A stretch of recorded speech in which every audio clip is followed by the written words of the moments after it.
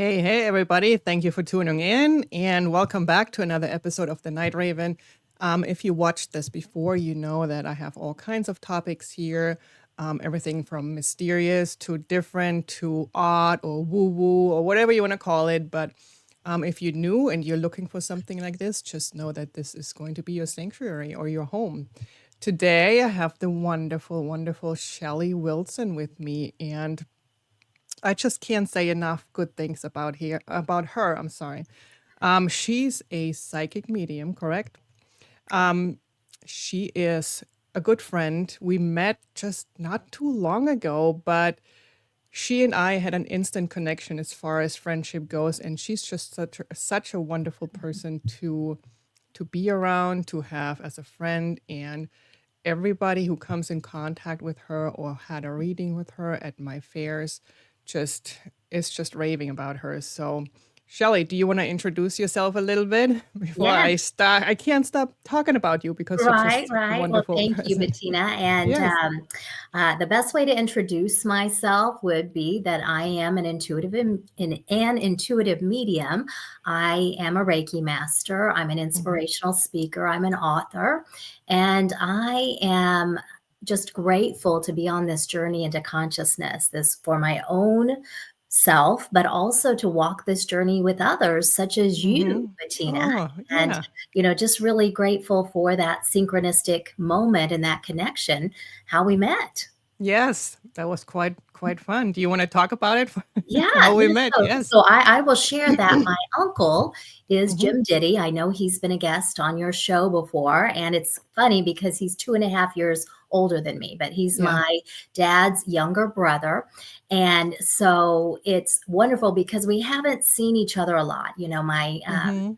dad and our family moved away. And so, of course, didn't get to spend a lot of time together, but he had made a post on Facebook talking about a fair at Unity Village. And I reached out. I said, "What fair? Whose fair?" And I said, "Tell me about it." And then, of course, he shared your contact information, and Mhm. the rest is history. We were able Yep. to connect. You invited me to participate, and Yeah. here we are. And you've been so helpful with so many things as marketing and flyers and all kinds of new ideas and just help that I really needed at that point. So I still want to, I mean, I told you thank you so many Oh, times, of but course. I just really want you to know that how grateful I am. Yes, So, well, what I recognize too, Bettina, is, we have to trust too that, we as humans, we have some things that we're really great at hmm and other things that we may not be so great at. But hmm I always love collaboration. I love to hmm be able to support people in whatever way I can. And hmm sometimes it's just showing up and say, how can I support you?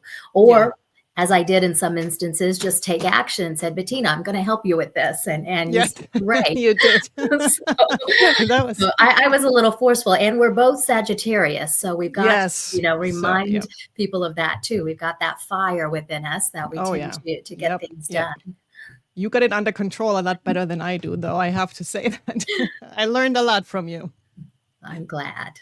Yeah. Well, Shelly, can you tell me a little bit about how did you figure out you had this gift, or when did you kind of step into your power? Yeah, so I've always known things. I've been sensitive to energies. I was Mm-hmm. raised in Oklahoma, even though I was born in Kansas. My dad is a civil engineer, and I was raised in the Baptist faith. So it was a household where you do as you say, do as you're Mm-hmm. told, don't ask questions. So my sensitivities was not cultivated, and I Mm-hmm. didn't have anybody to talk to. And then I began exploring more as I got into my late 20s, early 30s.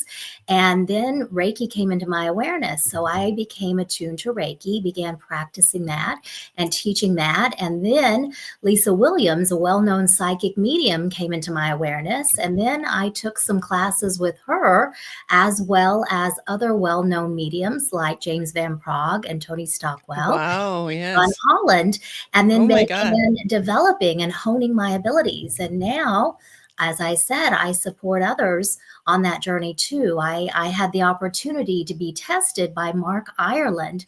His father is actually a well known psychic, Richard Ireland. And so Mark created this platform where he certifies mediums, and it is a 5 reading test. It's Wow. where you don't see the person, you don't know the person, you're just given their first name, and you've got to be at least 80% accurate with the information coming through. And he is a co founder of the wonderful organization Helping Parents Heal. And in turn, by Oh. becoming Mhm. certified through him, I am also a provider for that organization, which assists parents who have children that have transitioned. So it is a blessing to me to be able to be a part of that organization and to help others heal. And My as gosh. being a sensitive, of course, I want people to have peace in their heart, peace in their spirit as they navigate that grief journey too. Wow, I did not know that. That is fascinating. I mean, it must be so painful for parents to lose a child. I mean, I know it's painful to lose anyone, but I feel as a mother, I just can't imagine losing a child. That Yeah. must be very, very And painful. we So, know they're not lost. They just no yes, longer yes, have that physical form, but it is absolutely. really understanding too how life continues. And we have to understand spirit communication, which is that mind to mind, soul to soul communication where they impress upon us. And Mm-hmm. the more that we're open to it, the more that we'll experience it. Yes, I agree. Thank you for doing this kind of work. That's very impressive.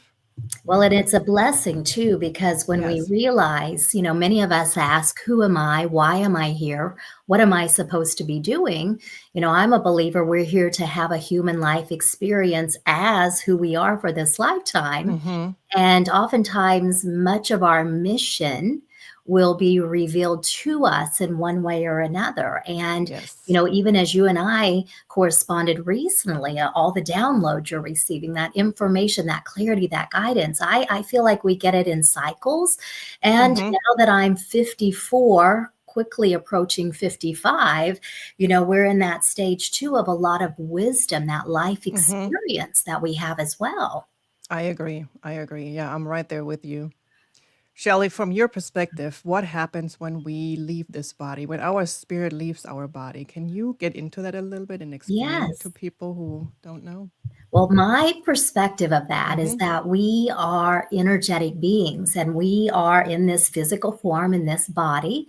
And when we transition, when it is our time, that of course our physical body remains here. That's where the idea of remains or cremains come into play, Oh, but that wow. we are pure love energy. We just don't Mm-hmm. have that restriction of that physical form. And of course, we can recognize the afterlife, the great beyond, the other side, heaven, many times based on our faith or Mm-hmm. our religious upbringing or spirituality, that we may have a different term that we choose to call it. But I believe energy cannot be destroyed, and therefore life must continue in that way. Life must continue. That's correct. Mhm. Recently, I heard somebody say, and I think it was Daryl Anka who channels Bashar, Yes. and somebody had a question, and he said that actually, because people are always talking about the afterlife, and he said, actually, the afterlife is the life, and when we're in human form, this is the afterlife, because when we Oh, pass over or when we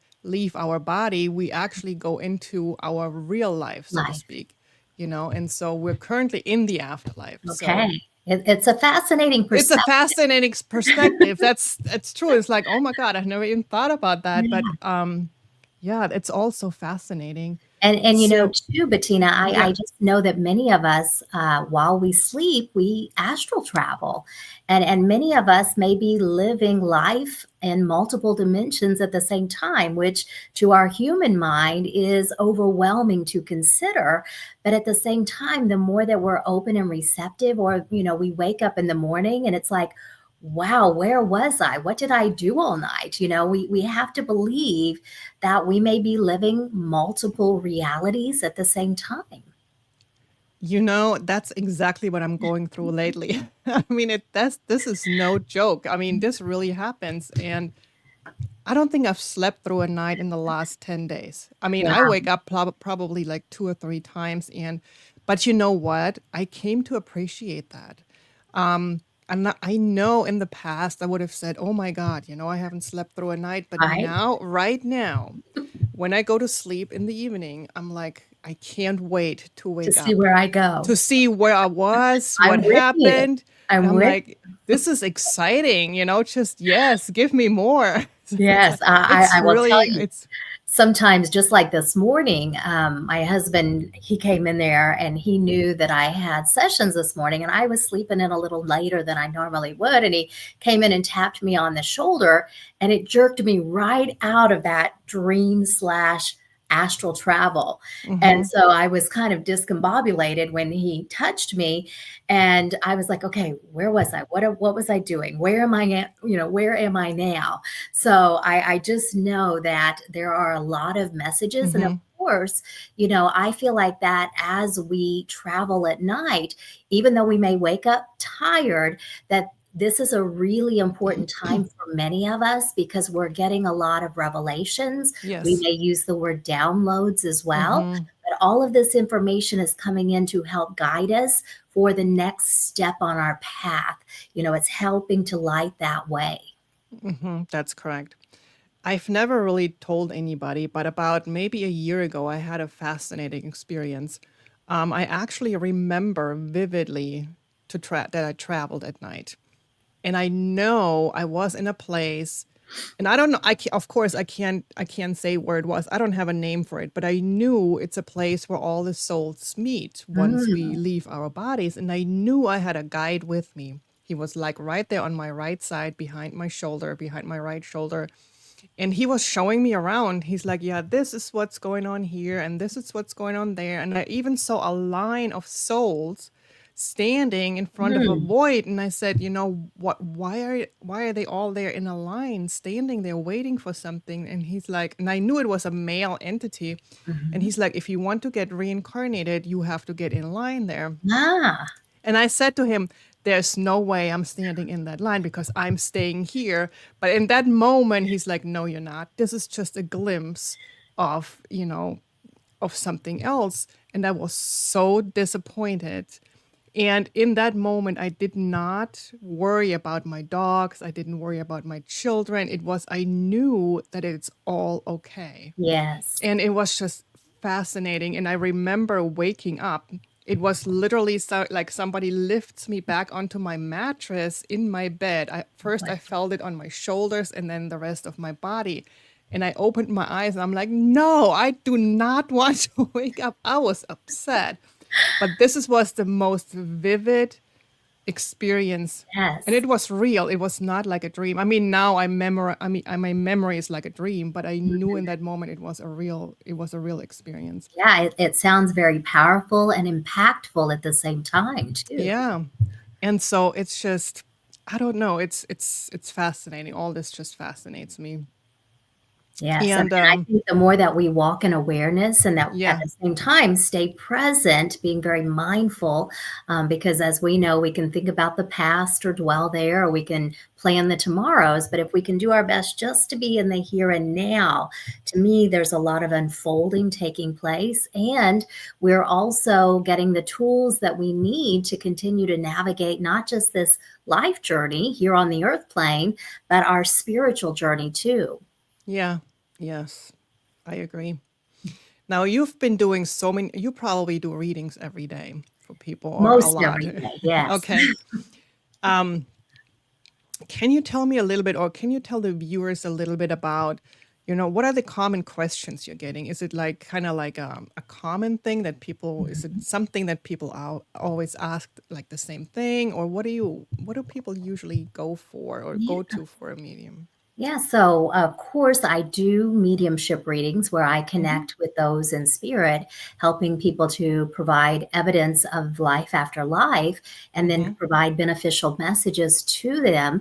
And I also do psychic readings or clarity Okay. consultations, as I like to call them, and really helping people to have that clarity. I'm not a fortune teller, but of Yeah. course, I'm going to give information that comes through. And, a Mm-hmm. lot of people recognize the density of the world right now, and they're doing their best to really navigate and to hold on. There's a lot of people that are sensitive to energies. Another word is being Yep. an empath or a feeler, and they don't really know what's going on. And I do a lot of coaching as well, whether it's Oh, okay. personal coaching or spiritual development coaching too.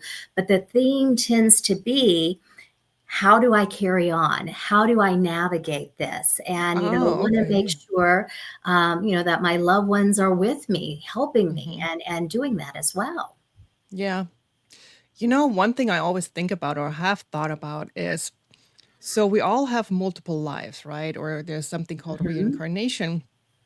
So in one life we have this family, but then in another life we have a different family. Right. So people have asked me in the past, so when you pass over and one family goes to a medium and they would like to connect with that soul, but that soul is also part of a different family, how Mhm. does all this work? Do you have any kind of Yeah, so my clarification? perspective, of course, there can be souls that decide to come back very quickly Mhm. after they pass over.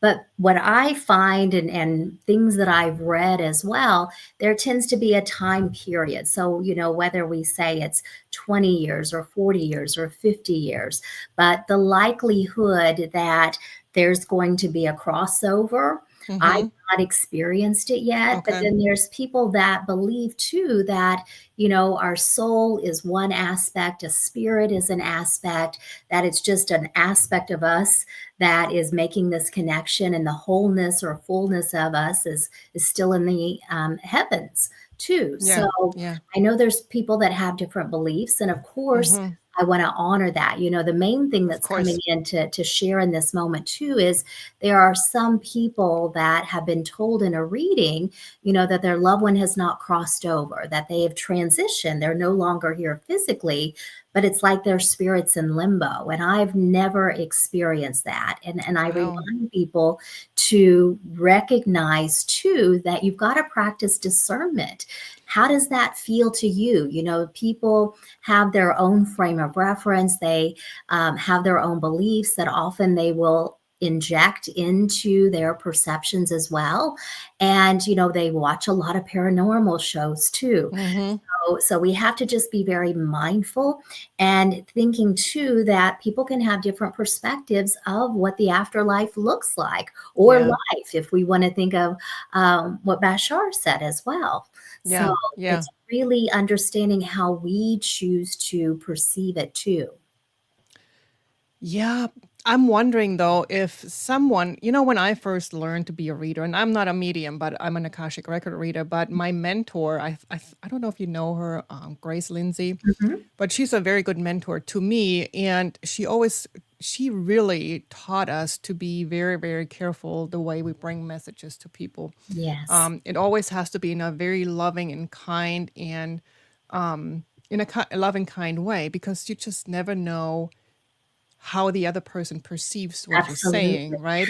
Yes, And I think that's very important how you present yourself, how you present your messages in a reading.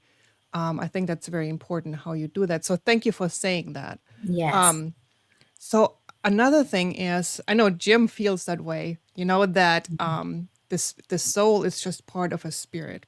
yeah, And it comes to mind, somebody else told me once that you have to think about it like it's an orange or a tangerine, and each slice is kind of like a lifetime. And when that yes, lifetime ends, it goes back to, being part of that whole fruit.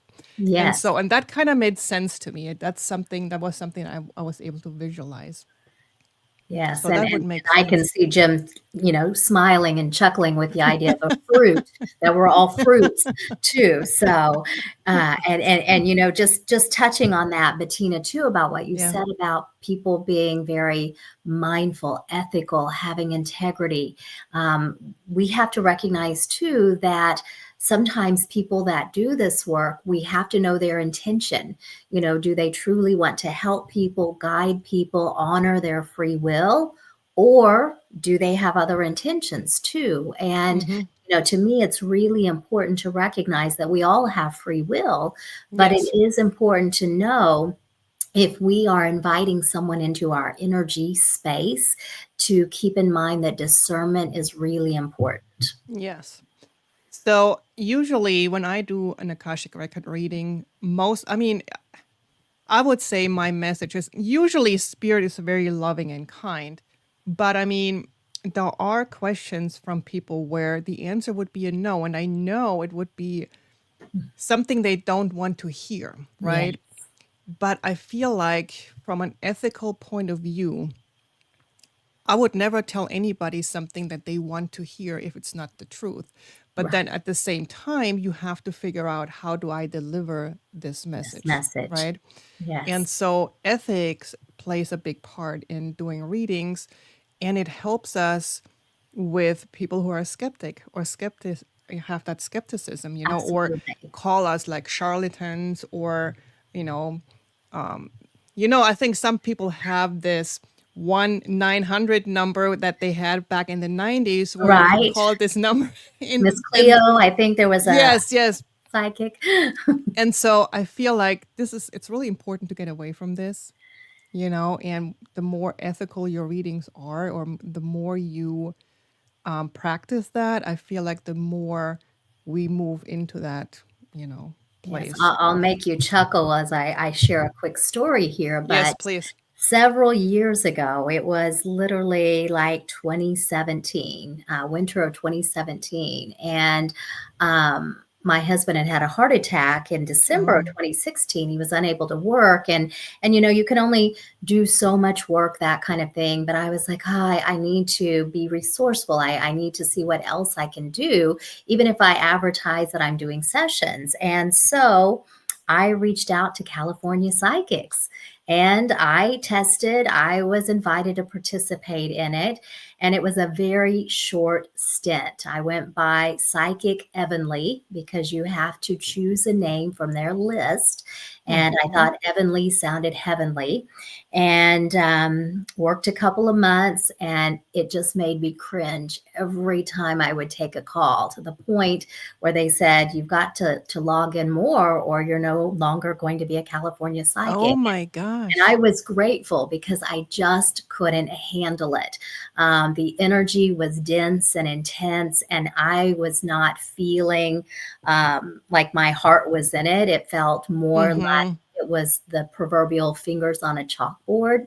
And Mm-hmm. so I was like, I'm grateful that I had this experience because it's one that I would never want to do Mm-hmm. again. And so just sharing that too, because there are people that do that. And I'm sure some people have wonderful experiences. They enjoy Yeah. their time, but I was not in alignment with that energy, Mm-hmm. nor with Mm-hmm. the intent of that, nor with the people calling for. All the questions were relationship oriented, and wanting to know, when would someone call me, or when would they want to date me, or when would this happen? Yeah. And to me, that's a fortune teller vibe. Mm-hmm. So I did not realize they're still in business. I thought it was like a 90s thing, and yeah. I didn't realize it's still going I on, haven't but looked up lately, but I can yes. tell you the late before it got to the 2000, before it got to 2020, they were still in business. Wow. So Wow. So how do you deal with skepticism? Have you ever had that I encounter? have, Okay. and I'm smiling because when I tune into people, I am clairsentient. Growing Mm-hmm. up, this was a challenge for me because I would feel things. I didn't know what it was. I had a lot of health issues, a lot of neurological things, migraines, epilepsy, tremors. And I still have the tremors, but I no longer have the episodes or have the headaches that I once did Mm-hmm. because Mm-hmm. now I'm understanding how to navigate being a sensitive. And so I have the ability, as do many clairsentient people, where I can intentionally tune into someone's energy. Some people will call that being a medical intuitive, but I'm able to Mm-hmm. tune in, tell them exactly what I sense because I feel it in my physical body, things that they are experiencing. And sometimes it's physical symptoms, sometimes it is more energetic imbalances.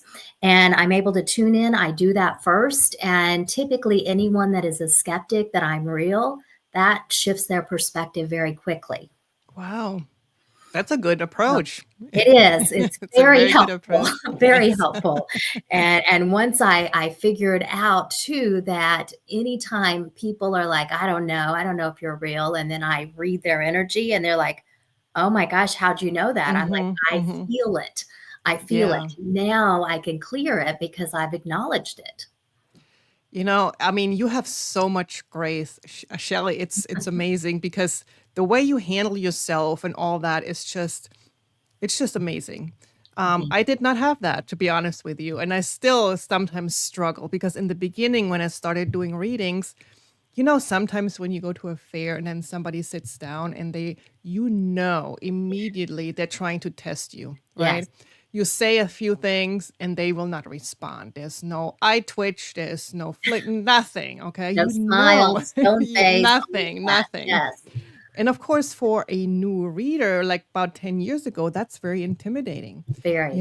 And so this is something that I mean, after practice and years of doing this, it no longer phases me, right? But I mean, this is very intimidating when somebody is trying to kind of like test you and see if you're real or not. Yes. But through mentorship and more experience, I realized it's okay. Once you start talking, once you're doing a reading, once you get into it, they're like, oh my God, okay, wait, this is really for real, right? And Yes. so, and then you can really sense their whole energy shifts. And Absolutely. it's just, It's I, amazing. it's And amazing to see that. Yes. and I remind people too, if I pick up that they are testing me or that they're very skeptical, I'll say, why are you here in front of me? Why are you here having a reading? And, they may say, well, I just want to see if this is real or see if what you pick up. And I said, well, okay. And, then I'll start my process with them. And, what I find too, especially when making mediumship connections, and we have to remember that our loved ones in spirit don't hold on to everything. And sometimes the information bring through is something different than what the person's hoping for. Or, Yes. sometimes they'll say, well, there was a code word or something they'd always say, or this or that. And I said, I understand that. But that puts pressure on me, the Mm-hmm. medium, to bring that through. And if they're just not offering it, you have to recognize that it has nothing to do with this Yeah. connection and everything to do with the need that you have that exact phrase or word to prove everything else that's been said, even though you can resonate with the information or you are touched, because many times people will feel emotional connection to it. Mm-hmm. Yeah. That's a good way. That's a good way to describe it. Yes. Mhm. And I've noticed too in the beginning, well, I always talk about the beginning because it doesn't affect me so much anymore now, but because I have the experience and also the confidence to do that. Mhm. But this is also for people who are starting and don't have the confidence. But I had people sit down and they're like, I mean, it's not just like that they're trying to test me, but also I feel like they want a reading, but they don't want to open up because they don't want to really Yeah. hear, they're like afraid that you actually get something. And after a while, again, going back to Grace and trying to have her help me through this. And she's like, Bettina, it is okay for you as the reader to say something about that. I Mhm. always was afraid, not afraid, but more like I didn't want to be rude. I Right. didn't want to say, hey, you need to do this or let me do that. Right. But it only helps the reading. It helps the client get a better reading when you start a conversation. Yes. So, and the first time I tried that, it just worked out beautifully. I mean, this young lady was sitting in front of me, and all I saw in my mind's eye was like a stone wall. I knew that, I mean, she wanted a reading. She was sitting down, she signed up, Mhm. but she wouldn't let me tune Mhm. in. And I don't think that she actively tried to tune me out because I don't think she didn't know how, I guess, you know Right. what I mean? But she kind of did because she was so closed off. So I finally said to her, I said, listen, you're sitting here, you really want a reading, and I feel like you need a reading, and you're paying me for it. So why don't you just let me give you the reading and relax a little bit? And she did. And I don't think she realized how tense she really was. Yes. But And once I said that, I mean, it was a beautiful reading, and she cried, and we had emotional, I mean, things coming through. And it's just, and I was so glad that I as a reader, as a right. reader, started controlling the readings as well, and Yes. said, let me do this for you. Yes, I love that, Bettina. Yeah. And as you're speaking, a couple of things are coming in. Mm-hmm. First of all, sometimes people are afraid that we're going to tune in and read everything. And I say, Mm-hmm. no, there's not enough time Yeah. to read all that. Trust me. I said, what you need to keep private will be private. Yes. I will only be shown what is Mm-hmm. necessary at this time. So please don't think all of your deep dark secrets are going to be revealed. They will not be. And Mm-hmm. on the other hand, too, one thing that I start with is I always invite everyone just to take a big deep breath. I'll say, relax, breathe in deeply, letting go of anything that you have no control of. And then I'll say, which is most everything. And everyone chuckles with that. And right away, that shifts the energy. It helps them to be grounded and to feel balanced. And then they bring that lightness back to the heart because the reality is we can't control most everything. Yeah. And I just start sessions with that because it does help them to come back to this moment. Some Mm-hmm. people, as you said, are a little nervous or anxious or, closed off a bit, but this helps them to come into that moment and then you connect as well. Yeah. Yes. See, I need to take a class with you. It's like every time I talk to you, I'm like, I didn't Yes. know that. This Yes, is what and I we should can be just doing. talk too. Yeah, we can Yes, talk, and a lot of it exactly. is, as you said, with experience, and I Mm-hmm. love that people are wanting to get in and doing this work as a profession too, and what I find is, people have a practice, a process, and a lot of it does have to do with their intention, their willingness to want to help people, and at the same time being very mindful how these sessions can absolutely influence people, Yeah. sometimes for the positive and sometimes not so positive. Mm-hmm. So we have to be very aware and recognize the role that we're playing in this. And at the same time, knowing that we want to empower people and not disempower them or not make them feel Yes. worse when they Yes. leave our presence, too. Yes. That's one thing Grace always told me. Like, when somebody has a reading with you, make sure they leave in a better state than they came. Yes, You yes. never ever say anything negative. I mean, and I don't, you know what? I don't think that spirit would. I think Mhm. it's really, I think that's just my opinion. I, as a reader, if I ever hear anything negative from spirit, I would question it because Yes. spirit is Did it really really loving come and from kind. spirit? Yes, Right. yes, because spirit is really loving and kind, and there is no negative Mhm. answer or there's no negative message. There's only our own perspective. Right, right. I You know? agree. Yeah. Wow. There's always so much to talk about. Good. Well, what else do I have? So, do you think, I mean, right now, this world is in such a turmoil and in a really difficult stage. I think everywhere there's something going on, but in your opinion, Mhm. the role of spirit or the Yeah. communication with spirit, do you think it'll help with global change or in our shift to become better? in the future? Yes, I am getting chills as you're asking that question, Bettina. And Mm-hmm. what I've been saying for a while now is that each one of us has to continue to be the light. We have to Mm-hmm. hold that light. We have to share that light with others. And we have to be very aware too of the thoughts that we think, the words that we speak, the actions that we take. And this even includes social media posts, but being very aware that all of that can either unite or divide. We do have free will. We do have free speech to a degree because now it's being censored more than ever. But what we Yeah. have to remember too is that we can be very effective energetically, telepathically.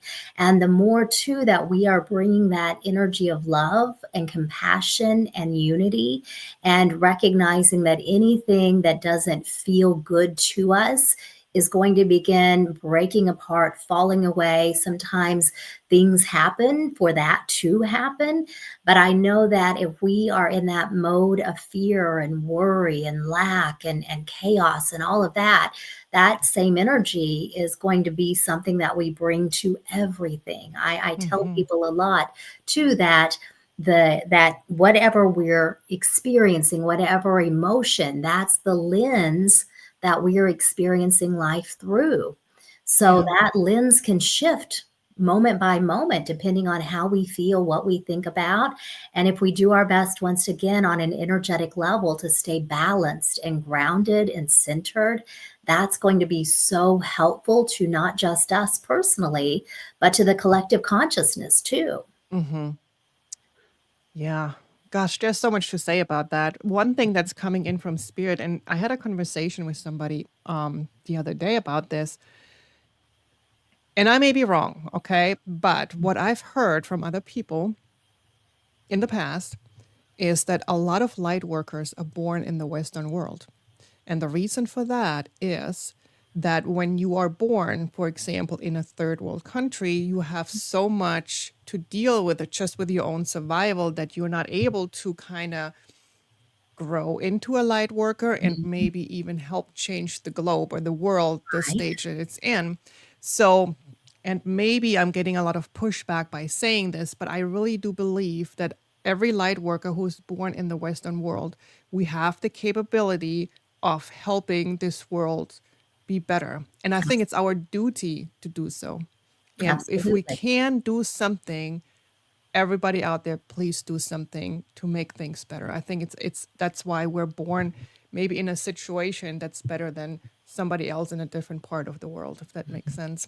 And I feel too, of course, if we look at things from a soul level and that we chose to incarnate here at this time to be a part of this, Mm-hmm. I'm just going to bring up the COVID experience. That was a lot happening at that time, and at the same time, this is different, but it still brings up a lot of fear, a lot of emotions, a lot of uncertainty, and it really is causing divide again. And that's what happened in 2020. There was a lot of divide too, whether you chose to vaccinate or not, Yeah. or chose to participate or things like that. So, by no means is this the same, but the energies connected to it are. And I just get a sense too that the more that we do our best, as I said, to hold that light, that's where the light worker comes in. We're Mm-hmm. helping to share that light with others too. Yeah. It's a tough job though, because I think that we're not responsible, but I Mhm. feel like we're called to do good, and to make sure that others who are not in that state, in that play, or what do I want to say? They're not in that place yet, or Mhm. are desperate, or I don't know how to phrase that. If I think you know what I mean. Yeah, Others well, who are who don't see the light yet, so to speak, that well, we're I there, we think, reach out and we yeah. grab them and we bring them into the light. So if we look at this too, that of course, being a part of the Western world here in the Mm-hmm. United States, that is our reality. That's our Mm-hmm. focus. So people in other countries, they may observe what's going on, but it doesn't really pertain to them. Yes. They have their own challenges or their own triumphs or whatever they're experiencing too. And Correct. and this is not just country or state, or city, this is in our own home environments too, Mm-hmm. because each person may have their own challenges that they're dealing with in addition to everything else. And Yes. what we may experience may be vastly different from someone else, but the energy and the emotions connected to it are still the same. Yes. So Yes. I know that there's a lot of pieces to that, but if we would literally see like every household, every person holding that light, holding that candle, we can still understand what's going on. And once again, there are people that have different intentions, or, just like we think about what we perceive people to win the lottery, that when our assumption often as Americans is if you win the lottery, your life is great. No, your life is probably going to be more challenged with everything else Probably. going on too. So we have to understand too that a lot of things are dependent based on those specifics with each person's soul plan or life experience, or True. anything else. True. Yes. I guess that has something to do with soul contracts. Probably, Can yeah. you tell the viewers what that is a little bit? Yeah, so Who- my easy understanding of that is as a soul, you can choose to reincarnate. You can be in that line that Bettina Yeah. saw, and deciding, is it my time to come back to Earth to do this human experience again? And maybe you're not on Earth, maybe you're on another planet, and maybe you're not in America, maybe you're in another country, maybe you're an animal versus a human. Mm-hmm. But knowing that you are making or signing a contract to show up in that way, that there are probably lessons and opportunities to learn and to grow. Maybe there's some dharma and some karma mixed in with that you've got to remedy. And the more that we can understand too, we don't always understand in the moment, but we may look back at our Yeah. life and reflect and say, I get it Mm-hmm. now. I understand why I was challenged by this. What did I learn from it? Because I'm a believer that as students enrolled in Earth School, we're Mm-hmm. here to have human experiences. And Mm-hmm. sometimes lessons are involved, and sometimes tests are involved too. Yeah. Looks like we signed up for all this in this lifetime, huh? I To think so. experience Like all I that. like I like to say, life is happening for us and not Mm-hmm. to us. But depending on what we're going through, it may feel quite the opposite. Yeah. I guess it goes back to perspective. I guess it's all how Absolutely. we see it. And how we feel in that moment will Yeah. influence how we see it. Yeah. Wow. A lot to think Good about, stuff. huh? It got good Yes. stuff. Good stuff. So as far as like, I mean, so you are a medium and you said you do something else. You're a psychic. Mhm. So I do Akashic records, and then of course there's people who do shamanism or do other stuff. So it's but we're all light workers, Yeah. right? And so I wonder how do we all pick our jobs, so to speak? Is it like, do you think it's like a calling? Is it like our niche? Is it what we're like really good at? And I mean, if we're good at this, do you believe that this is something we've done in previous lifetimes? It's because this is kind of like our pattern I in feel like this. that potential is there for that. Mm-hmm. I think that most people, especially when you think about healing modalities and things that people gravitate towards, there's so much out there. I mean, I dabble in past lives, I dabble in animal communication, but I don't necessarily put it out there that, yes, this is what I do all the time, but I enjoy doing it.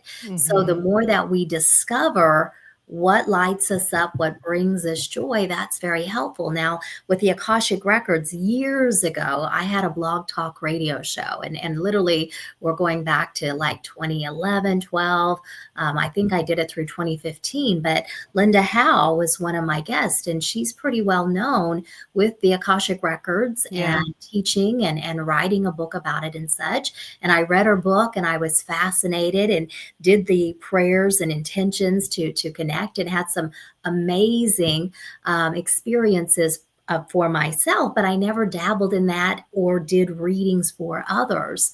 But I know that there's a lot of information that come through. So Mm-hmm. I love that you do that, Bettina, and I'm sure that you are a medium as well, that you have that ability to make connections. And at the same time, even if you do have the ability to do it, sometimes we feel more confident and comfortable Yeah. with what also resonates with us too. Yeah. Yes. So I guess we all have our jobs Yes. somehow, our Or we spiritual can jobs. choose our jobs too, We can maybe. choose, yes. We Yeah. can pick and choose. Wonderful. Well, Shelly, I don't want to keep you so much longer. I mean, you already spent a wonderful amount of time with me. Um, is there a message that you have for the collective Yes. from Spirit? Is there anything you want to tell them? I'm going to restate what I said a little bit ago. You've got to continue to be the light, to Hmm. hold the light, to share that light with others, and to take each moment, moment by moment, doing your best to be very present, to be conscious. You've got to take care of you on every level, physically, mentally, emotionally, energetically, and know that that is going to create that ripple throughout your family, throughout your community, your city, your state, and so on. And the more that you do that, this is going to help us all as well. And it's okay to express how you feel, to express your beliefs and your thoughts. Don't feel like you've got to dim that light for anyone. Just keep in mind how words are energy, and knowing too how words may unite us and words may divide us. But speak your truth because that's important. Wow, what a powerful message. Thank you so much for doing that. Shelly, if somebody wants to get in contact with you, they can do so on your website. Yes, Okay. ShellyRWilson.com. I am Okay. also on Facebook and Instagram at Intuitive Medium Shelly. Wow. I mean, everybody who wants to try this out, Shelly is wonderful, wonderful, wonderful. So if you thought about it, I would just go for it and give it a try, and she will not disappoint you. Thank you. Thank you so much for being here, Shelly, and thank you to all the viewers and listeners. And I will see you guys or talk to you guys next time. Thank you so much. Thank you.